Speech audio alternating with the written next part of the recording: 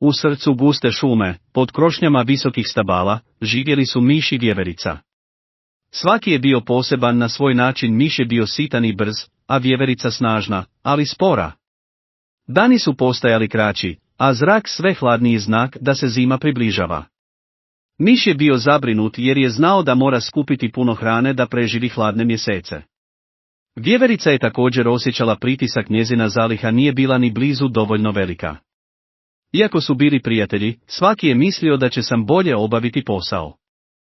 Miš je vjerovao u svoju brzinu, dok je vjeverica računala na svoju snagu. No, kako su dani prolazili, oboje su shvatili da zadatak nije ni malo lak. Počeli su sakupljati hranu, ali su ubrzo naišli na prepreke. Miš je mogao brzo pronaći orahe i bobice, ali ih nije mogao nositi više od jednog ili dva odjednom. Vjeverica je mogla nositi puno više, ali je trebala mnogo vremena da stigne do svakog stabla. Svaki je pogledavao drugoga, pomalo ljubomorno, misleći kako bi bilo lakše da ima i brzinu i snagu. No, ponos im nije dopuštao da zatraže pomoć.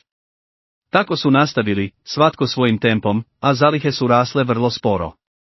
Nebo se već počelo prekrivati sivim oblacima, a šuma je šaptala da je zima blizu. Miš i vjeverica su sve češće pogledavali svoje male hrpe hrane i osjećali zabrinutost. Hoće li uspjeti prije nego što padne prvi snijeg?